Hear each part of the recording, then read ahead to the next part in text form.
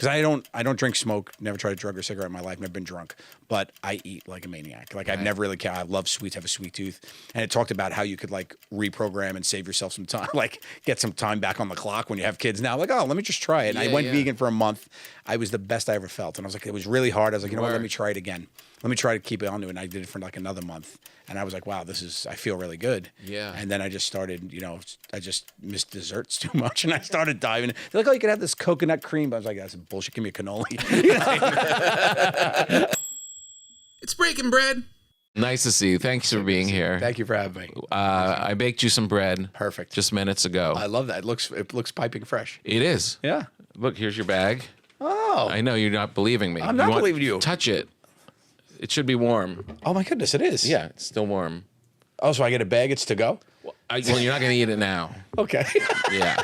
God, you really are fat. You've really changed. I mean, you know what? You've really changed. Stop eating. No, I baked it for you. Amazing. Thank you so much. And you get to bring it home. That's so Your good. special's very funny. I saw it this morning. Okay. And you shot it in Huntington. Huntington, the Paramount. Yeah, I'm a Long Island guy. So That's such a great place. I love that place. Yeah, really fun there. That's such a good spot. When I started that tour a couple years before we taped it, it was the first theater I played. Because I was doing it in comedy clubs, because I was newer to stand-up, so I was trying to figure out that. And then that was like the first theater I played, and it was great. I did like 5 nights there, and it was so fun. So good. Oh, you must sell that place out quickly. They like their Long Island boy out there. Yeah. It's good, yeah. Oh, that's good. It's a nice crowd. I got a couple bricks from them. Yeah. They That's send so you great to give you a little brick thing. They send you the brick. Bricks, yeah. I was like, my wife said, it feels like a brick. Yeah. She opened it and it was a brick. Oh, good. They didn't give you that nice. You had to bring it on like a carry-on. No, that's they a weird tried. item, yeah. And the actual bricks are like 2 and 3 years old because I'm not bringing them, and it took them that long to send. But if you sell out, they give you a brick with the date on it. Yeah, and the stuff. And then they also give you a fun box, right? And in the box is like a yo-yo, a deck of cards, some candy. It's like awesome. They're great guys there. Yeah. And it's such a weird place. Like you think it's just the theater, and then they walk you around. And you're like, this is a speakeasy? Yeah, they got like a attached thing. Yeah, it's. I think they torture prisoners over in this wing. It's like this is where we send the bad people that don't laugh. But it's a big music venue too out there. They do a lot of shows too, which is really cool. Yeah, it's very cool. They still need a good hotel in that town though. Yes, they do. Yeah. They're missing that. I saw before Billy Joel did his residency at the Garden. I'll tell you, a long time ago, my sister's a huge Billy Joel fan, and he did a run there to test his show. Whoa. So he did like a 13-night thing, and I grabbed one and I saw him in there, and it was unreal. Wow. It was like one of the coolest concerts I've ever been. Like I like Billy Joel, but my sister's like a diehard fan, and she listened to him growing up and stuff, and I was like, oh, I'll go. And I was like, wow. It was like unlike any concert I'd ever seen. Oh my God. It's like 1,100 people in there. Yeah. Just packed out. Oh my God. That's cool. So then you must have felt like pretty big deal when you did your special there. You're like, it was the Billy it's Joel me and Billy. Yeah. He's doing the Garden. He has his 150th sold out show. I'm like, I got 4 bricks. Right, exactly. Cherished mementos. Cheers, friend. Is your mom still alive? Dead. She's dead. Yeah. Dad too. Sorry about that. You didn't do it. But because in the special, I'm actually, I wouldn't say relieved that she's dead. Yeah, but, it's good. It's good. She get fresh charges. She sounded pretty intense. She sounded pretty scary. Yeah, my mom was definitely like Spitfire, no bullshit kind of woman. She was like totally Sicilian. She always carried herself more than 5 feet tall. Like she was always just like the light. Like my parents always said I was the mix of my parents comedically, because my mom walked in the room, all eyes on her, bull in a china shop, make everybody laugh, tap dance kind of high, kind of thing. And my father was just like, loved embarrassment comedy, silent assassin, sat in the corner, said something just loud enough that you'd hear it. Then you start laughing, everybody looks at you, what are you laughing at? He goes, I don't know. Like that kind of thing. Right, yeah, that is the perfect combo of you. It was like, so I really got both of them. But my mom, like I had my mom. My mom died. She saw us at Jokers. She was there for the first season. Season. Yeah, and then she passed away just after we launched the second season. And she was very much. Was she young? She was. Yeah, she was. She died. She was 64, 63. Wow. Yeah, oh, overnight. So young. Overnight. Yeah. What happened? Middle of the night. We didn't cut her open. They were like, we're like, she's gone. My sisters were like, there was no reason to. It was actually, I think she was just trying to get out of taking me to dinner for my birthday because it was 2 days before my birthday. And that night we were supposed to go to dinner, and I was yeah. So then I had this reservation. Wow. Yeah, but she but she was always like really tight. She was like the mom of the guys. Like she was our. Yeah. We used to practice improv in her basement.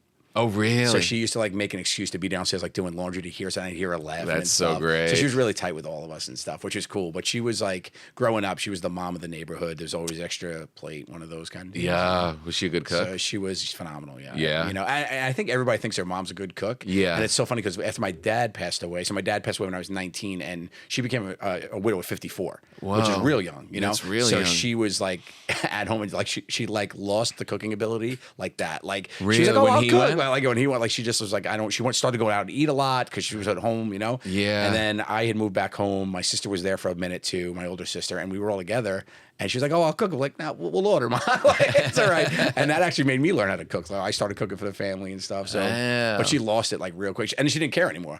Like she was like for Thanksgiving, she was like, "Oh no, we're just Yeah, she did it. Yeah, she did it a whole bunch of years. Yeah, and that's it. Would she advise you as you were starting to cook for the family? I was good at portions. I would never either make them enough or made way too much. Like I overcompensated. I couldn't wrap my head around that. So. Yeah, no, I don't think an Italian can. No, I think you always make so much more.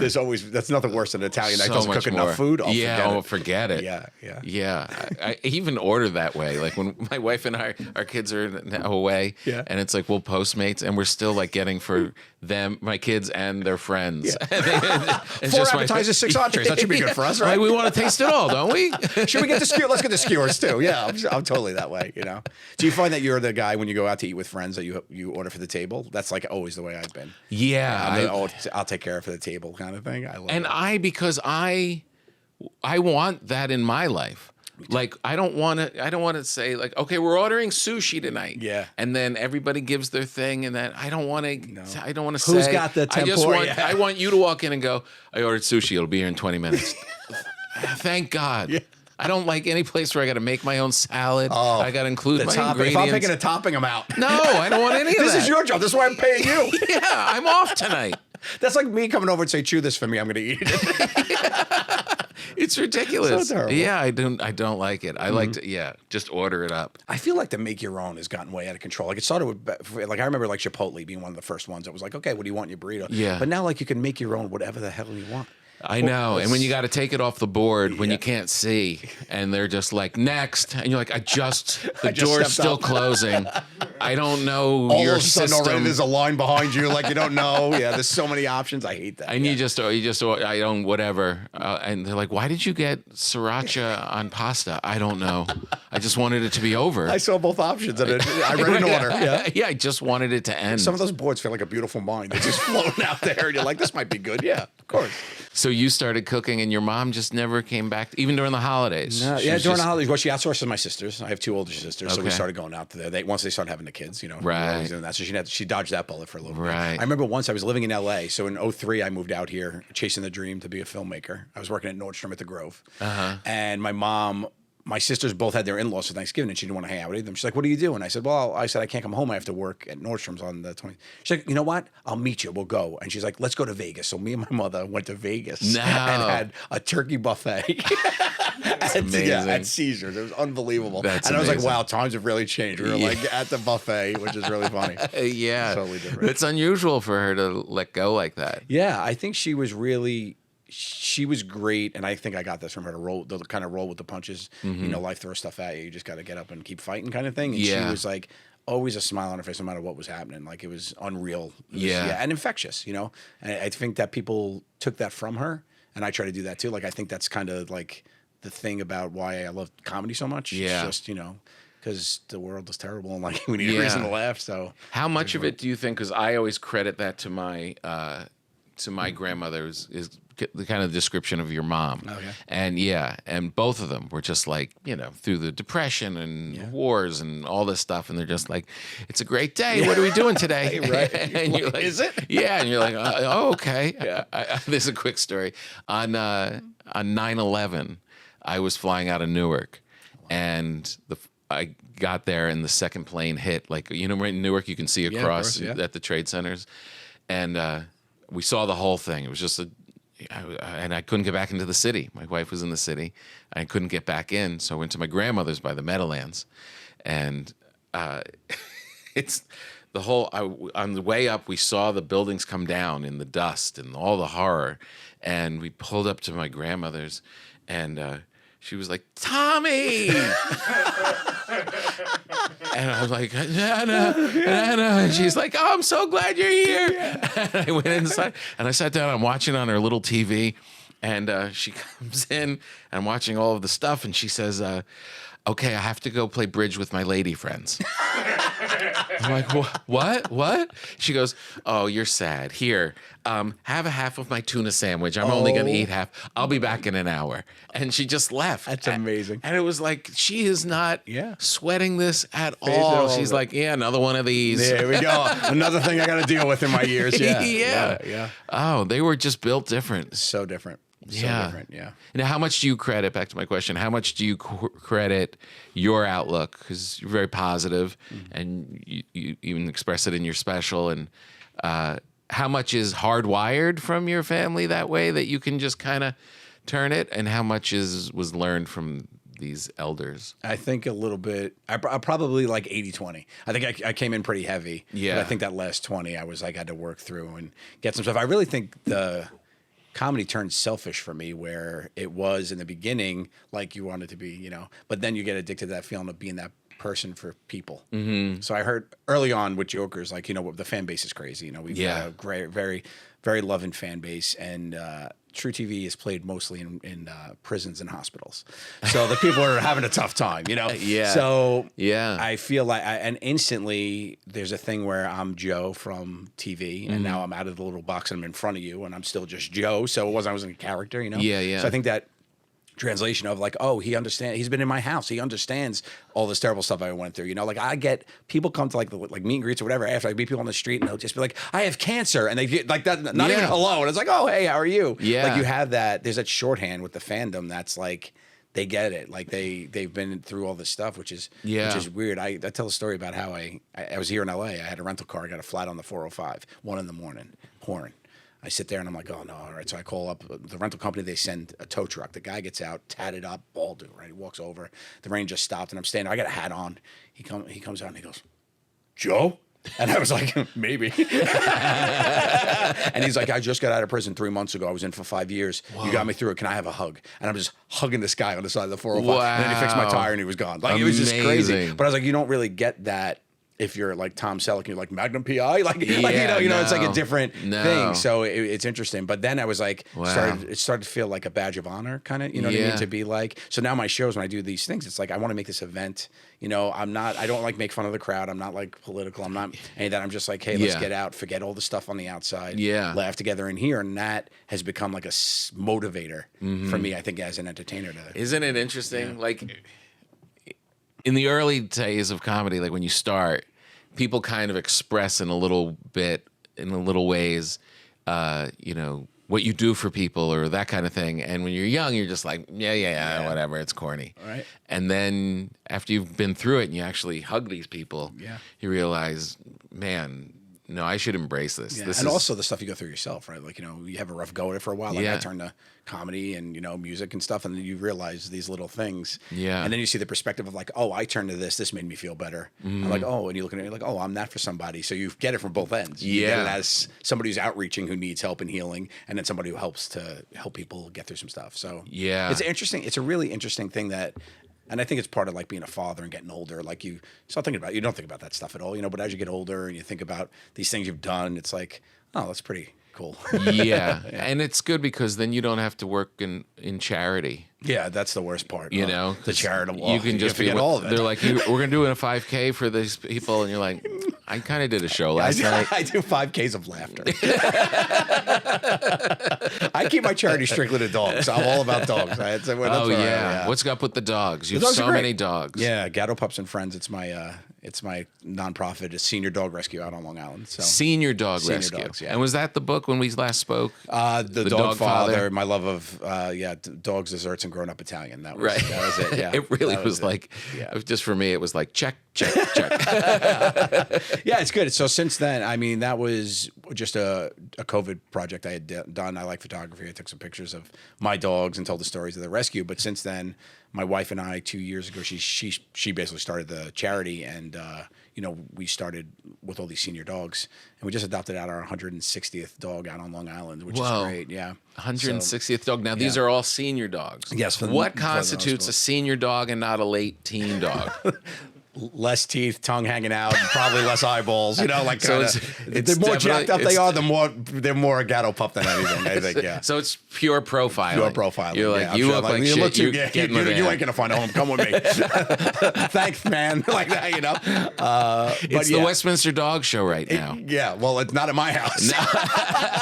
It's the Eastminster. It's the other side of the tracks.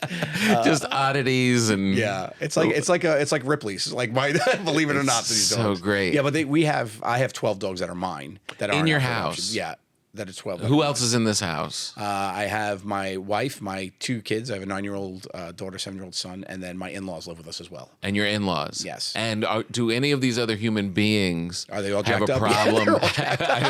You should see my mother-in-law. Your mother-in-law tongue hanging out.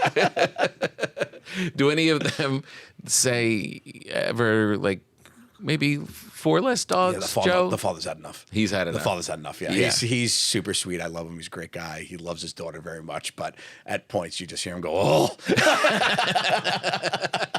There he's very much like, oh. And he has a pretty thick, they're from Lebanon. He's Lebanese, so they're a very thick, when he yells at the dogs, I'm like, get down. And he'll be like, get down, get down, get down, get down. He repeats it. He sees the gates are open. Yeah, you're allowed to yell. Yeah, he's like, now I can get out some frustrations. Yeah. Now, but these dogs that are in your house, they're not going anywhere. Or those are ours. Yeah, they're yours. Yeah, and they're all named after the Italian 14. Yeah, 13. I think we just 13. How many of them are wearing pants? So they don't pee. Mocha. Just one. Yeah, Mocha. Everyone else is behaved. Yeah, they were all pretty potty trained. I have 2. I have a black lab and a pug, and the pug has to wear a diaper because he'll pee if it's out. And it's mostly out of spite. It's mostly you're not petting me enough. You're paying too much attention. Yeah, you're leaving, or there's a cat here. I didn't sanction that. Let this in. Which is actually kind of weird because he loves eating out of the litter box. Really? It's like his buffet. That's fantastic. Yeah, that's his Caesar Palace for Thanksgiving. Really? Yeah, get some turkey sandwiches. Yeah. I can't believe out of 14 you only have one. That's only one. We're getting close to maybe one more needed because these dogs, most of them we got when they were young. So our first dog was Cannoli, and Cannoli we purchased. Right. And then we realized how effed up the whole puppy mill thing was. And then we quickly moved to rescue. And then we got Biscotti, who's my favorite. Don't tell the other ones. Right. But what's the Biscotti like? They know. Biscotti is like a Havanese, little white one. Oh, I love Havanese. So beautiful, so loving. But we got her. Rescued. Yeah, and she was all messed up. We couldn't go near her. She would attack and stuff. And then this 24 hours in, I'm just watching TV, and she curled up and fell asleep on my lap, and that was it. That was it. Yeah, just attached. It was great. So we have those, and those are our 2 oldest of our dogs, and they're like 11 now. Wow. So those dogs normally live to about 15. So, but they still have everything together with them. And then we get a bunch of other ones. None of them are really big though. I mean, our biggest one is Strufala. Her name's Strufala, and she was this Bahama dog. We got her from the Bahamas. Maybe 55 pounds. When's the last time you brought one into the house? I just kept one. You did? Yeah, we just kept one a little while ago. Chestnut. Brought one into the house. It was yesterday. Bessie picked up another one. Oh, really? Yeah, because the sanctuary's in my home, so they're downstairs. Oh, the sanctuary's in your home. The house, yeah. So they live in a home, so we could get them used to people. We have people that come through and volunteer and help. Wow. And then they'll be accustomed. They're easy to adopt out because they're accustomed to being in a house. Right. But my last one, we had this bunch of dogs. We call them the Panera Pack because we met a lady. We met a lady in a Panera parking lot in East Rockaway, and she had these puppies, and the dad was just Chestnut, and they were a bunch of Chihuahuas, which I normally don't really like Chihuahuas. They're kind of angry sometimes, but he hated me when the dogs were around. Then all his kids got adopted. We sent him out to a home, and he needed some eye surgery that people couldn't afford it. And they were like, we can't keep this dog. We took him back. We did the eye surgery for him. And then he just loved me. He just fell asleep on my foot. And I was like, oh, he just is comfortable here. Yeah. Let's just see if it works out. And he's just part of the pack now. So he's our latest addition. Man, that was a couple man. months ago, yeah. How big is your heart? I mean, I think I'm a nice person. I try and That's what the word on the streets is too, Tom. I want you to know that. People are saying that. People do say that. But when I'm alone with these 2 dogs, something switches, like when they pee on the comforter or they bark for the 50th time. Yeah. I lose patience. Yeah. Why am I such an asshole? You're not. You're not. It's the dogs. I blame them. Yeah. Oh, it's the dogs. Are you good at training the dogs? Like I said, it really is like a pack thing. Like Biscotti is like the leader. Like Right. they'll all just. And I have one dog. His name's Napoleon. He's a German Shepherd and a Corgi mix. So it's like somebody left a German Shepherd in the dryer. Like he's like just like a thick black, Just like a hefty Corgi Yeah. So body? he's got very much. Yeah. So he doesn't have short legs, but he's like a German Shepherd, tiny. Oh, like, wow. But he's like a herding dog. Like he'll move them up and down the stairs. Time to go outside, he'll grab them while they go outside. Really? So the two of them really do most of it. I think it'll be really interesting when I don't have them anymore, what it's going to turn into. Right. Because they do a lot of the work. It's just natural. It's like we're going outside, and he'll be like, like get them all, and they'll just go outside. You don't have to walk them. No, we have a. You open the yard. back. Yeah, back door. Yeah, That's we good. run them. I wouldn't be able to walk them. Walking dogs is That's the worst. I lived in terrible Manhattan thing. with two of them. So just cannoli and biscotti. We were living in the city, and that is the worst. It's a nightmare. no terrible. It's they say, well, you just have to get in the mindset that this is their walk and they're smelling things that you don't smell, and this is their time to go out and do it. And you're like, I have a career. I can't be Who's out here walking me? for an hour and a half. Yeah. As they're putting their face in all the pee. Every one of it. Yeah. Yeah. When my wife and we had separated for a minute, and I got an apartment, and I took Spumoni and Biscotti with me, my two dogs, because I was like, I'm not living by myself. Yeah. I need dogs. My house was so lonely. It was all depressed. I was Yeah. like, I got to do something. So I bring them with me.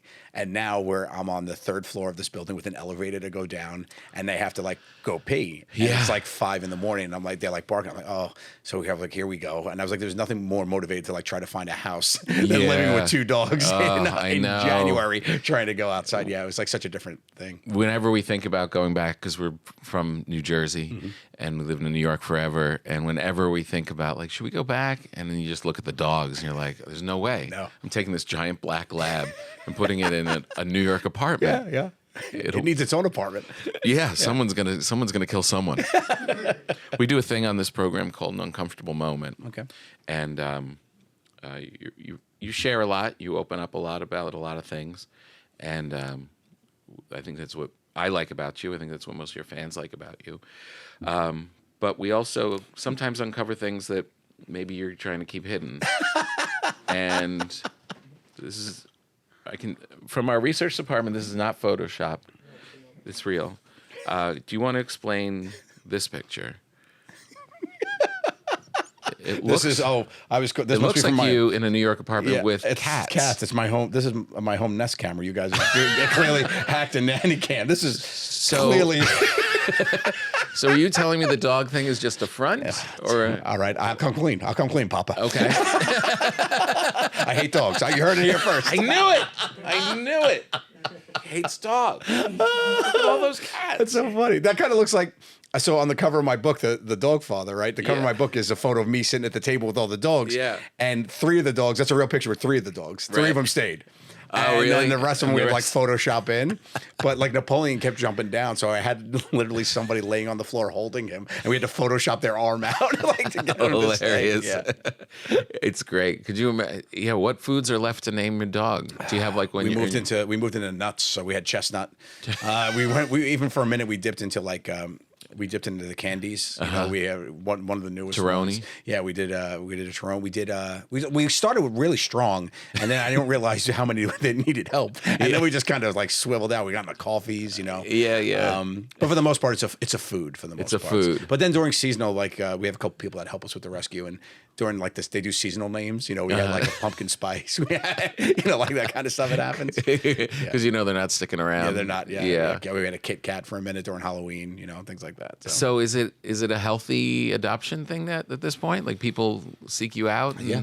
that's really great. Yeah, I think they seek Wow. us out, which is nice because a lot of people, as they get older too, like an older dog is nice for older people as well. It's Right. less, responsibility. They basically nap, get pets, Yeah. wear a diaper, Yeah. so it's not really that big a thing, and they're not going to be around that long, unfortunately, but they get a good run Yeah. at the end.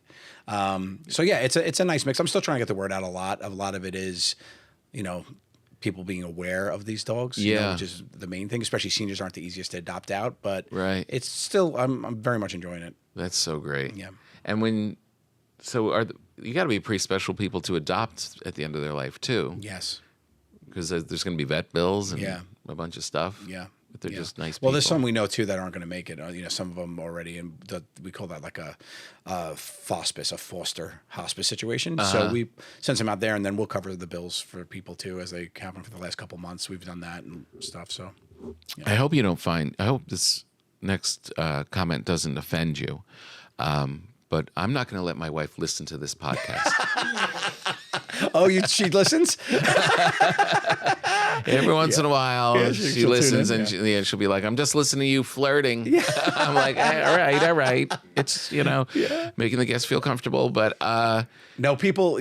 My wife would, I get a lot of people that don't let me talk to their wives who are thinking about adopting a dog, and they're like, "See, he has 12 and he's fine."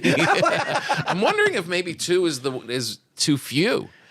For me, honestly, I'm going to be honest with you. When we had 4 was great. Because then it's the pack. It's the pack. It's 2 and 2. If one's getting along, like it's. I think it's very nice. You get 2 beds, 2 cuddle. Like 4 was a great. We had 4 for a long time. Yeah. And once we started the adoption thing, it blew up, and we ended up with a lot more. But right. I think for a while we had 4. And 4 was, for me, was a really nice number. That does sound like super a nice manageable, number. Especially if they're small. Like if you don't, I'm not running around with 4 greyhounds. No, I know. That's this black lab is like a horse. Yeah. So if you break it down, I mean, you probably have the same amount of dogs as me. All my dogs stacked together in some sort of like Voltron thing will make your dog. Definitely, what I'm carrying around the neighborhood in a plastic bag weighs more than probably 4 of your dogs. For sure. I feel so bad because this black lab like really just goes like a man, and you got to like scoop it up. 2-hander sometimes. Oh, it's really horrible. And then the pug does his thing, like all proud, and I have to sometimes like get a bunch of leaves and rocks around it just so he thinks like, "Oh, good job, feel good Frank." about himself. Yeah. You don't want to feel inadequate. Yeah. When you were talking about your parents kind of gave you these both comedy sides of you, I've done a little man on the street stuff for like the Tonight Show and those kind of things. Yeah. And you had a fearlessness out in the field that is only hardwired. It seems like it comes from your father. Did you ever have? I know you've been asked this, but did you ever like? It never seemed like you hesitated, even like from season 1. It was just like you had a fearlessness. Were you that way as a kid? Yeah, well, I was very awkward as a child. As a boy, I was very nerdy, geeky, kind of thing. It's funny because I actually break this down. My new hour, Let's Get Into It, it's called, is because I always was obsessed with the way, like, how I became who I am. Because I look back, I have kids now, right? So you look at your kids, I'm be like, I wonder what they were like when they grow up. What they're gonna be like. And I know my parents were looking at me, being like, oh, I wonder what he's gonna be like when he grow up. And I never would have been able to pick this, I don't think, because I was like super geeky, super nerdy, And I get this story. And I never really talked much about my father as much as I did my mother. And in this new hour, I was like, what I want to share some of that part of my life, So I talk about it with my dad about like how I used to make tests for him. Like I would open up the encyclopedia. He'd come home to like a pop quiz from his only son instead of like playing football. Right. He's like, can you please just be a real boy, Pinocchio? Like, what are you doing? So like it was like a big thing for me, like to look at all that stuff. And I think my father, I was always like kind of socially awkward, and I don't think I cared. Right. So like when you're talking, it didn't bother me. So like when I talk to people, like I was like, oh, they're the weird one, or I wasn't afraid of being weird. And comedy didn't come to me till later. I wasn't like till a junior in high school when I was really like, I used it as like an anti-bullying mechanism, and I found making people laugh was fun. And then when I got to college, the social aspect of it all really came through. Yeah. My father passed away when I was going into college, second year of college. So when that happened, part of it is a coping mechanism, of course. Sure. And then, being the leader for the family, making sure everything's okay. Yeah. Your mom, the whole thing. So I think it all just came to where it was like, oh, I don't care what people think. And when people say that, there's 2 motivations. One, you're an asshole and you don't care what people think, right? It's like, I don't care what people think. Well, you should maybe. Right. A little bit, And the other one is like, I don't care what people think because you grew up or you were just accustomed to being your own self and maybe not being looked at as somebody who was odd or weird, but not had feeling that impact. And not you weren't picked on as a little kid, like elementary and stuff? Not elementary, no. It was That's mostly, good. Yeah, it was mostly That's a big part. School. Yeah. I think that's probably right, because Yeah, so it happened a little bit later in life when you're still able to have a little bit more rationale and understanding around it. Yeah. When a little kid, most of the time, I see that and I'm like, oh, these poor kids, they don't even understand it's happening and why it's happening. No, I know. That's rough. Yeah, so I think part of it was like I just was never embarrassed. And also that's how I always made people laugh. And embarrassment comedy was literally how I make all my friends laugh. Like Like they Right. wouldn't want to be in elevators or subways with me. They were trapped with me. Right. You know, any of that Yeah. kind of stuff. They knew I was Yeah. going to make it weird. I didn't care. I would stand too close. I would talk with an accent for no reason, you know. They would hate. I tell this story all the time. I go shopping with Sal and Yeah. we'd walk into a store and I'd be like, "Yeah, scusi, and I would like, pants." And the guy would be like, "What?" And he's like, "Pants." Like, and the guy's like, "Oh, well, yeah, pants are over here." And it's Sal was like, "Oh, hi." And they're like, "Oh, where's he from?" He'd be like, "Staten Island." You know? It's like, I would just have fun just to make people, I wouldn't care. And I would just do that kind of thing. You know, as long as I wasn't hurting anybody, I'd always make myself look like the fool. Like I wouldn't care. Yeah. And doing those bits in real life, most of the time would they come around to, they wouldn't. No. They would just be like, "Oh, that was just a weird dude." I would sell it, and try to not try to. If they did, I feel like I failed. Oh, That's really? honestly one of my. We talked about this one with like one of the. You talk about like fame and being noticed and all that stuff. I say I feel like that's gotten robbed from me.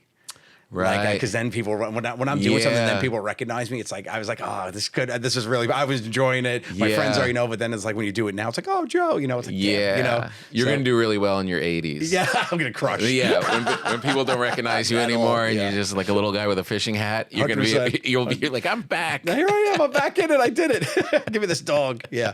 But it's fun. You know, I really, I just enjoy it. You know, I just enjoy that part of just like being awkward. And, you know, a lot of it was just so, I'll find myself doing it by myself. Yeah. And not even like caring. Like, you know, if I'm in the grocery store and somebody's looking at grapes, like I'll just grab the same grapes as them as they go to grab it. And like, oh, sorry, you know, but no, like, and it's for nobody but me, you know, it's just, I don't know. I'm just weird. Yeah, that is weird. I was going right? to say that goes over the line. You're little bit. definitely weird. I follow them home. It sounds like your son has a little of it. My son does. My son is very much a little bit like me in the fact that he loves to laugh. He loves to, he's not afraid of that part of it, but he's super like introvert and doesn't want anybody to know but you. Like we're, you know, we're in a supermarket. He puts he's laughing at a cart. It's got a pineapple in it. He's laughing. I go, "What's up, buddy?" He goes, "The cart." And he goes, "The pineapple." I said, "What?" He goes, "I put it there." And I like starts hysterical laughing. And I'm like, "Oh my God, this is so funny." You know, so like he'll do stuff like that, but he won't like, if people start laughing around him, he thinks he's getting laughed at. So he's still trying to get that part of him How around old it. is He's 7. Yeah. So he's still like trying to figure that out. My daughter's the complete opposite though. She's limelight, gives me jokes for the people to tell people. Yeah, she loves that kind of stuff. Yeah, she wants to be a DJ. Like she's really, really fun. Oh, really? Yeah, that's her thing. She's like wants to be a DJ. I don't know where. That's amazing. She loves music, but I think she's self-aware enough to know that she doesn't have a good singing voice. So she's like, I can be a DJ. I can play other people's music. And you and your wife, you're cool now. We're back now. Yeah, You're back. Yeah, now. we're back. We've been back for a couple of years. Oh, that's good. Yeah, it was great. How did you fix that? A lot of analyzation. A lot of change. On your own or? Both. Yeah. Yeah, I went to therapy for a little bit, but a lot of it was just like a lot of honest conversation stuff. And then also just realizing I was, you know, you could always be a better person. Sometimes a big shakeup is what you need, you know. It's like a lot of just things going on. And she missed having her kids having a father, and I wasn't being like the, you know, like that's, I think it's a big thing. It was like a partner kind of thing. Like, you know, it's like when you're on the road, like you come home and you're like, oh, I have a day off, but you don't. Like that's your day home. Yeah. And you have to be that now. That's your role now. And for me, it was like very different. And you know, it was because hard to figure the touring and the show. Touring, the show. Like I was, you know, so much. Yeah, the edits, the, you know, 31 episodes of television, filming it and then being on the road and just all of it, and just honestly ignoring what was going on at home and just being like, look, I'm out here, you know, thinking, giving your family what they need. Right. You think and in reality, providing. in reality, you're stealing from them what you want. I tell the story about my daughter right before COVID. She goes, I came home, she was 5 years old. And I come home I was just been on tour. I think we just finished one of our cruises or something. I came home and she's like, Daddy, she's like, oh, I love when you come to visit. And like, that's hysterical and so painful at the same time. I was like, oh my God, I'm doing something really wrong here. You know? So that was kind of like a little bit of a wake up call. I tried to stutter step. I didn't do enough. And then it just hit a breaking point. And it was like, okay, what are we doing But here? she's only 5? She was 5, yeah.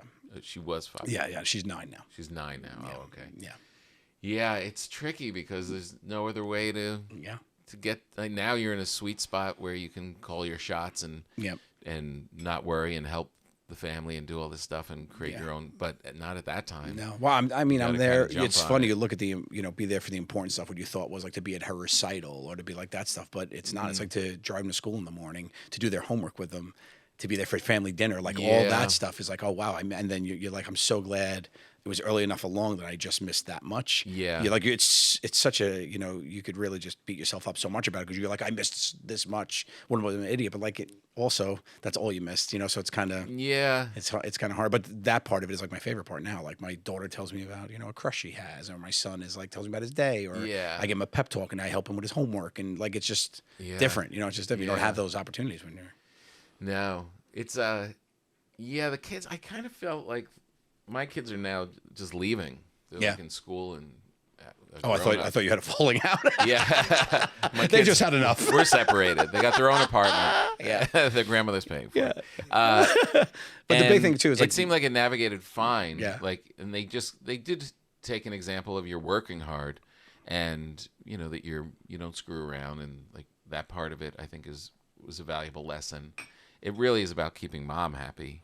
Yeah. That's really the key. Well, the partnership is the other thing too, right? So there's a whole kid part of it, but then it's like your wife feeling like she had a partner, not somebody who was just going out there and doing their thing. So I think a lot of reorganization of that and reprioritizing of just communicating, to be honest. Like, everybody just thinks you can read each other's minds, and you can't. We're soulmates. You're supposed to know what I'm thinking. That's the worst. Yeah, that's the biggest poison. I know. It's the biggest cup of poison. Like, it seems like it's really a bum deal because you're like, we got married. We're good, right? Right, that's it. Yeah. It's like, no, you're 12 years. I'm your person. Yeah. We did it. I'm not. Where am I going? Yeah. I'm not going anywhere. It says till death do us part. Like yeah. But it's not. It's not that. It's day to day. People ask a lot for me for relationship advice when they're like, we're getting married, like, whatever. Like, what do you have any advice? I'll be like, he doesn't know what you're thinking. You don't know what she's thinking. Talk. Right. Say if something's bothering you, say it now. Get it while it's little. Right. That's the biggest thing I tell people all the time because like you don't realize you're like, you should know that sentence is the worst sentence in the world because I don't. No. All right, I should. I don't. So help me out. No, same thing. This is a complicated human being next to you in your bed. That's steaming for some reason and you're not sure why. Yeah. Yeah. So I think that was a big part of it, and we worked through that part of it too. She communicated better. I communicated better. We both had our things that we needed. It's a nice story because I know. Yeah, when we spoke, like it was like I think you were splitting or you had, and we just it's nice. You don't hear it come back. A lot. Yeah. Good for you. Thank you. Yeah. Oh man. She could have just blamed the dogs. She could have. Left. Yeah, that's it. She but she don't want to keep 6. And I think that was what did it. She was like, you know what? I can't leave because I only get 6 of these dogs. How do I pick them? When it's Christmas, how do you? Is it Christmas Eve at your house or Christmas Day? We get all of Christmas you do for all us. Christmas. Yeah, we get Christmas with my family, and then Thanksgiving is with hers. So we split it up that way. And who does the cooking on Christmas? Christmas, we rotate houses. So 1, 2, and 3. Me, my oldest sister, or my middle sister. Who's the best cook of the 3 of you? I'm not going to get into it on this. They listen. They do. What's your? I will say both my sisters are better cookers than I. They are. Yes, but I do well on Christmas. I'm good. But day to day, they're both better chefs than I. Do you have what are you the most proud of that you'll rock out at the holidays? My dish, my go-to dish is a teriyaki salmon with pineapple rice. If you want some, that would be the way I go. I do that. I'm pescatarian, so I don't eat meat. I was vegan for a while too. I'm mainly pescatarian now, but right. I did. That was like my go-to meal for a while. But any of the pastas, I could do a nice baked ziti. I could do an eggplant parm that blows your balls off if you need to. Yeah, that kind of stuff. I'm big in the Italian dishes. Right. We do good. Yeah, the eggplant parm. That's where the vegan goes off. Yeah. You got it. You can't. People want the chicken parm. Joe's a vegan, and congratulations, Joe. Yeah, and has been for quite some time. How many years? 5? 5 years. Oh wow. 5 years. I did 9 months. Yeah. I did 9 months. I saw the documentary Game Changers. There was a documentary, and I was like, oh, let me the science behind it about like it'll make you, because I don't drink, smoke, never tried a drug or cigarette in my life, never been drunk, but I eat like a maniac. Like I've never really cared. I love sweets, have a sweet tooth, and it talked about how you could like reprogram and save yourself some time, like get some time back on the clock when you have kids now. Like, oh, let me just try it. And I went vegan for a month. I was the best I ever felt, and I was like, it was really hard. I was like, you know what, let me try it again. Let me try to keep it on to it. And I did it for like another month. And I was like, wow, I feel really good. Yeah. And then I just started, I just missed desserts too much. And I started diving. They're like, oh, you could have this coconut cream. But I was like, that's bullshit. Give me a cannoli. I need a layer cake, Yeah. So it was like, then I just started. But then now I just do it. It's hard for growing up the way that we did. Yeah. But also road life is really tough. Like try to find a vegan place and, you're in Lincoln, Nebraska. Like, no, you just end up eating like tortilla chips. Yes. Like a whole bag backstage. Bag of baby carrots is your dinner. Like, yeah, you really lose. It's tough. Yeah. But I tried it for a little bit and then walked into an Italian deli. Done. And it was just all this prosciutto's hanging. Yes, They're throwing prosciutto right in your face. And Yeah, all of forget it. And you're like, I couldn't do it. I was like, this is mean to my ancestors. Yeah. I would being love disrespectful. To eat this way, but I went to my sister's house right after I became a vegetarian. I went to my sister's house. I gave up meat, and she made spaghetti and meatballs. Oh, God. And I was like, "Oh, could you just do a madnan sauce?" I was like, "She goes, I don't make madnan." She's like, "We have spaghetti and meatballs." And I was like, I don't eat meat anymore. She goes, "What are you talking about?" And I was like, I said I stopped eating meat. I said I met this cow, and it was a gorgeous animal, and I just don't eat meat anymore. And she goes, She says, looks me in the face and goes, "Did you hit your head? Did you hit your head? Eat a meatball?" And we laugh about that all the time. It's a real personal violation. She's like, "How dare to your you?" Italian family. Yeah. So now she still calls me. It's like, "What could your family eat?" I'm like, "We're just vegetarian. Like, what are we doing?" They don't understand it. They can't run My that. mother, I brought my wife home when we were dating, and she was a vegetarian, and they all lost it. They were like, "We're trying to like her, but what? She's doing this to herself." And I'm like, so we'll give her the sauce without the meatballs. Yeah. And I'm like, yeah, but there's meat in the sauce. And she's like, "We'll just skim it off the top." Like it was so. It's cooked in it. Yeah, it was so out of their brain that you couldn't eat meat. What am I Like, supposed to make a lettuce parmesan? Like, Yeah. What am I doing? Yeah. It was really. It's taken 25 years for them to kind of understand They her. finally get it. Yeah. They do, but they don't like her. She did it to herself 25 years ago. Yeah, but just no clue. When you stopped being a vegan, did you not feel as good? Yeah. Yeah. Yeah. Yeah. I gained a little bit of the weight, but I lost a little bit of weight from it too, but more that I felt healthier. You did. I felt more energy, so that was a big piece of it for me, I think. How much are you enjoying this? No, you guys carry on. Just do your own thing. It's Yeah. not a big deal. Yeah. You ate vegan last night? I did. I went to a vegan restaurant last night. Crossroads? Vest Station. Vest Station's not bad. Yeah. Three of my favorite vegan restaurants are out here. Yeah. Gracias Madre, the Crossroads, which I went to last night. Right. And then the other is the Italian joint that I always forget the name of. It's Prima Bella Vita. Right. Pura Vida. Which here's a fun fact for you. You'd like this. You should get up on this business, Papa. Okay. She is from Brooklyn, the founder. Oh, really? Yeah, and she moved here, and she's a Brooklyn vegan and makes unbelievable Italian vegan food. Really? And it's amazing. It's so good. Wow. I kind of wish I didn't tell you it was vegan and made you go. And just said, "You got to try this place, Pura Vida." Because I went the first time, I was like, "There's no way this is vegan." Really? And I actually called them over and I said, I'm vegan. He's like, "No, it's vegan." Really? Yeah, it's really good. She did a great job. They just Crossroads expanded does it a too. good chicken parm. They do that fake chicken marsala. I love that. Yeah, Oh, man. yeah, And that's it's great. Like, it's like legit. Really good. Yeah. And the real thing is not even just the food; it's that they make it feel like a regular restaurant. Crossroads definitely makes it feel like a fine dining experience. Because so many times you would go in and it would just be like they're just thinking about the food, and you're like, this is the saddest I know it's all place I've ever been. hardwood tables. It's almost like no just carpet. Yeah, you just want to get through it. It's like just jazz it up a Feels little. very jail cafeteria in here. Is that what we were going for? Yeah. Yeah. On the East Coast, there's Planta. It's also down in Florida, but that's a big one too. And they kind of are like very crossroadsy, where it feels like you're in a proper restaurant. Yeah. No, that makes a I difference. just, but I like Atmosphere. to eat. I like to eat though. I like to go out and have a meal with people. and Yeah. sit around and talk. There's nothing like that. So No, I know. I just go wherever. You could find something to eat pretty much anywhere. You just tell people. Yeah. I could go to a steakhouse and be like, give me. Whatever. Oh, Yeah. the sides in a Yeah, steakhouse just are give me- great. I'll eat mashed potatoes and Yeah. spinach for dinner. Yeah. Can't scare me. Yeah. No, it's good. This is only flour, water, salt, and yeast. It looks fantastic. How long have you been cooking bread? Like 10 years. Really? Mm-hmm. What got you into it? I was working on a TV show, and one of the writers told me about sourdough starter and the whole thing behind the natural yeast. And it sounded kind of weird. And I told my family about it. And for Christmas, my daughter got a starter started for me. And I always say it was one of my best acting roles, was pretending that I was grateful to get this bowl of goo for Christmas. But I baked bread off it. Really? and I fell in love with it. Yeah, That's so cool. Because I always cooked, but baking I always thought me was too. too precise. I can't really do it. Do you This is kind of in between. Do you hop into desserts at all for baking or cakes and things or no? I make a ciambella, which is the the Italian kind of pound cake. Pound cake, yeah. I'll make stuff like that. Like I'm not. That's really, kind of bread adjacent, if we're going to be honest It with is. each other. I know. Look how angry you got. It's did. not sweet enough. Yeah, it's I know. not- This is what not- I get from everybody. It's Yeah, not yeah. sweet enough. So you don't But bake. it's perfect. What you I tell me like- is you don't make desserts. Short answer, no, I don't. Biscotti is fun to make. I love a good homemade biscotti. It's really They're fun the to best. make. It's not hard. Yeah.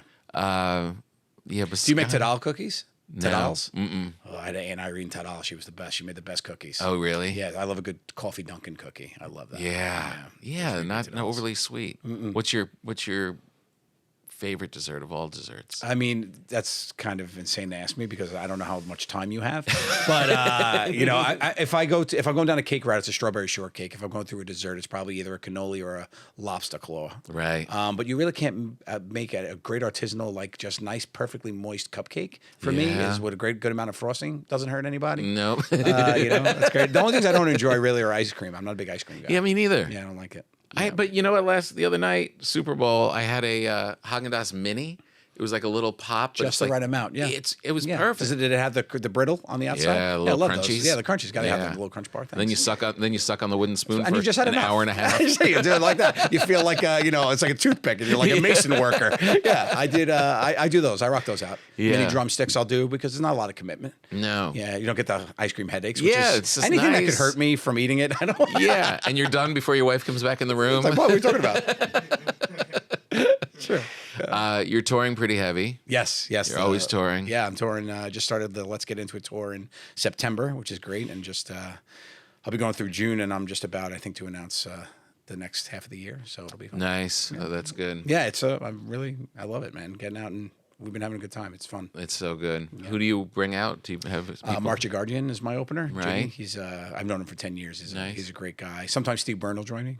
Because we do our podcast, Two Cool Moms Together. He's great, Byrne. Right. And I love Steve. He just called me, actually. Oh, did he? Yeah, I don't know what he wants. Oh, don't answer. What do you think it is? He probably wants you to come to Pittsburgh. Oh, really? Yeah, to do that Mario Lemieux charity. He Oh. does that big event. And Right. I just got suckered in. I'm going. You're going? Yeah, you want to carpool? When is it? I'll bring lobster claws. Yeah, it's in July. It's in July. It's in July? Yeah, it's a lot of fun.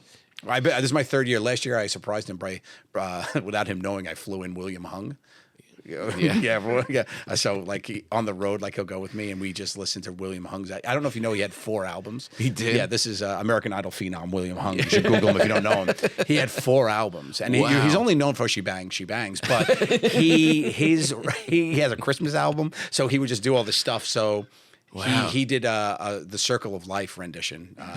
And it was one of my favorites. So I flew him out because the comedy set that he does is we do a comedy set and then we sing a song with a live band, and that's the fun of this event. Right. So I brought in as my ace in the hole to sing "Circle of Life" was William Hung. You so, did. So William Hung came out, and I've made people laugh before. Yeah. I have never made somebody crumble like I saw. The photographer of the event got an amazing photo of he was in tears down as William Hung is just like the Circle of Life. Like it was unbelievable. I was like, it was one of my greatest accomplishments. So I'm gonna have to outdo myself. So you should come to see what's going on. Oh my God. Yeah. Wait, you have to sing at the end of it? Yeah, you sing with a live band, so it's like a karaoke version kind of thing. So it's kind of like, and the band sings with you, and the other comics will come out and sing and stuff. So it's kind of Right. just like and the crowd gets really into it. It's fun. Right. Yeah, it's a really fun event. They do it in Pittsburgh every year. Oh, that's good. Yeah. I can't believe I'm busy. Yes, I know. It's a shame. It's a shame that you're Yeah, busy. I Yeah. can't believe- Yeah, I didn't even tell you when it was. That's so funny. July, right? All of July. The whole all month of you got that July? thing. Wasn't it all of July? Yeah. Do you ever act? No, I want to be a filmmaker. That's why that's why I'm in LA. I'm shopping around some script stuff. You are? Yeah, I want to be Can I be in it? Absolutely. That's why I called you. You just sent me the voicemail. Oh, that's You were busy. I'm doing it in July. shit. No. Oh, you mean this July? Yeah, that's what I'm Oh, hoping. no. I can do this July. Yeah. No, that was the dream. I never thought I'd be in front of it. I just was able Yeah. to be myself. So, I think that was an asset for me. I was just like, if I have to, I've been in some stuff where I did some bit roles in some like MacGyver and like people that were for the showrunners that were fans or the That's producers. cool. We got into some stuff which was cool. Yeah. I wouldn't, and I did some character stuff on Jokers. I love fun character stuff. Yeah. We were able to create characters towards the end of my run there, which was fun. Right. But I don't consider myself an actor. I'm really obsessed with. That was my favorite part of Jokers. I was like totally behind the scenes. I was like on the edits and making a lot of decisions of all the producing stuff. So that was really fun for me. That's cool. That scratched an itch you like for me. that? I love Yeah. that. Yeah. So to make a feature film was like the bucket list thing for me. Yeah. And is it what's the filmmaker that you would see yourself being more like? Is it like a Sandler? Is it a Jim Jarmusch? No, I mean I dabble in action comedy. I think that's one of my favorite genres where it's not straight comedy.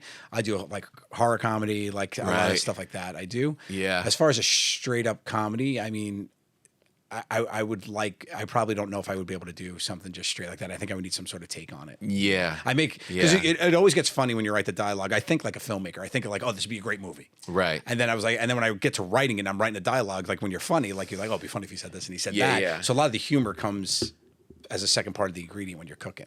Right. For me, that's right. That my stuff becomes comedies when I start writing it, if that makes sense. Yeah, I never set out to make a comedy. Right. Interesting. You just can't help it. I can't help it. Yeah. Because when you're writing in your own voice or you're co-writing with somebody or collabing, you're laughing together. Yeah. So. Yeah. So what's the role again? It starts July 1st. We wrap July 31st. It's in Pittsburgh. And I'm a hitman? You're a hitman. I'm a hitman. What would your dream role be? I'll write it. You will? We should do. You know what? We should announce it here. We should do a short film. Okay. You tell me what your dream role is. I'll write it, and we make it. How fun would that be? All right. I'm gonna put 2 words out. Okay. No, thank you. I'm gonna give you 2 words. Okay. And anything that you come up with within these 2 words will work. And I'm prefacing it because you can go a bunch of different directions. Okay. Dirty priest. Oh, I like that. I won't do the hackneyed child, none of that. No. But dirty priest. Can I tell you the log line of the movie I just made up in my head because you told me that? Unbeknownst to the community that he serves, a pastor runs an underground gambling ring to make money for the church and those that serve his faith. July? I'd watch it. 100%. That's great. Yeah. That would be really good. Kind of like a Breaking Bad situation with the church. Now, if this is uncomfortable, tell me. Are you one of those filmmakers that's like all the dogs have to be in it at some point, like just to see them I didn't wish that the gambling was like actually a Hitchcock walk by. There's got to be just see biscotti. All your fans, they're just on the trench coat, just like piled on. Yeah, I think they would definitely. We tried to sneak my dog Spumoni into the Joker's movie. So we flew down Spumoni.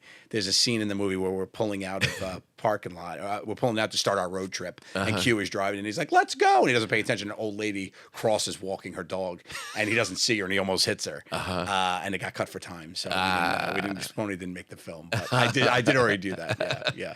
Man, I know you've heard this a zillion times, but the reach of that show was so vast. Yeah. It was so crazy. On true TV. Yeah. Man, I mean, everyone from my life, filmmakers, family, comedy people, young, old. I mean, the reach was really profound. Yeah, that's not lost on me. I'm still amazed when I hear who's seen it or people who know you walk. And I'm even in places. I literally, when I was going through some stuff, I went to find myself a little bit in Alaska, and I go up to Anchorage. You did? Yeah, I went to Anchorage. I went there for like 4 days. So I just go up to Anchorage by myself. Wow. I go up there, and I'm literally like walking. I'm not kidding you. I'm walking on a glacier. I take a helicopter to a glacier. It's like one of these things, and we get there, and as I'm walking around with one of the guys, the pilot comes over. He goes, I got to ask. And I was like, there's no way this guy knows. Yeah. He lives in Anchorage, Alaska. And I'm not like, and he goes, he's like, did you ever see the show Impractical Jokers? And I was like, yeah, I'm Sal. He goes, no. He goes, you look like Joe. And I'm like, no, I'm just kidding, one of those. So, but it's just really never lost on me there. I get people stop me in traffic. I'm driving a moving vehicle. Right. Like, cause I don't think I'm that, I kind of look like people. Like I look like, if you see us together, that's a dead ringer. Like you see me and somebody that looks like Q, That's Joe But and I Q. drop you on but the you're by New Jersey Turnpike. Right. I'm by myself. Like You look like a lot of people on the New Jersey Turnpike. I do 100%. Right. That's my demographic. But when you light up, you light up. When you talk and you're about to say something funny or you laugh. Yeah. There's a different thing that other people, all those guys on the New Jersey Turnpike, don't have. You have a funny. There's a funny joy that pops out of you. Yeah. Yeah. I think that's what. For sure. I will notice sometimes when people start turning their heads more when I'm speaking, like when I'm talking or getting loud. If I'm in a restaurant, if we're out eating, and like we start getting going and laughing, I'll see more and more like that's definitely him. You know, like that'll be what puts him over the edge. You know? Yeah. But yeah, I mean that's the best part of it. I'll give you a cool one because it was one that kind of surprised me, but he was like, "Man, do you watch Impractical?" This is like I don't know 8 years ago. Do you watch Impractical Jokers? We have it on all the time. It is just it's so effing funny. It's just so, we watch it all the time. And I was like, yeah, I see it now and again. He's like, no, man, you should really like key in because it's the funniest thing on television. I was like, all right. It was Rob Zombie. No. Yeah. He's directed two of my specials. We're tight friends. And he took me aside when we were working. And yeah. Oh my God. Yeah. And I was always like, real. I mean, he's a great comedy fan. He loves comedy. Yeah, are you kidding? But it's a cool one, right? That is, I would, a million years you could have said, I wouldn't have picked that name. Yeah. That's Rob crazy. Zombie. The unbelievable one there's been a lot, I'm very fortunate. Like a lot of people have seen the show, but we were in LA doing an event, like a press thing. Me, Q, and everybody. We're driving, and the driver, they hired a Sprinter for the day for us. Driver the Sprinter. He's like, he goes, I know you guys, you're funny. He goes, yeah, I'm actually a chauffeur. And I'm like, oh, and he goes, yeah. He's like, last week, he's like, I know a lot of people that like your show. I'm like, yeah. He goes, yeah, last week I actually was driving around Paul McCartney. And we're like, yeah. And he was like, yeah. And he was talking about you guys, and we thought the guy was joking, right? Yeah. And they were like, no way. He's like, no, really. He goes, you know who his favorite was? And the guy goes, I don't know. And we were like laughing, and Q was like, it's me, whatever. Fast forward, our manager is at this music thing. McCartney's there. So he walks over and he's like, hey, they start talking or whatever. And he just gets into mention. He goes, oh, he's like, hey, what do you do? What are you in the industry? And he's like, yeah, I actually manage it. Right? And he goes, oh, I love that lot, he says to them. And then our manager, knowing that we wanted, he goes, who's your favorite? To him. And he says, they all make me laugh. He's like, but that Q, he's really funny. And now, like, that is that's amazing. Q's like thing. It's like, I'm McCartney's favorite. I really like Q. It's interesting. But we're all like, but he said we're all funny. He's like, okay, you're all funny, but Yeah. he's like, he didn't say your name. So That's so cool. It's really funny. Yeah, That it's is just really great. so weird. And then you get a grandma in the middle of Nebraska that's like, Yeah. I love you, No, it was everybody. It was everybody. Yeah. Amazing. What do you mean you went to Alaska to find yourself? When I was going through the separation, I was like doing a little soul searching and, I think you got to get uncomfortable, get comfortable. So like you grow with that. So I was like, I just got to go be away, think about some stuff, try to figure out what's going on. I also hadn't performed live comedy in all 50 states, which was a bucket list item for me.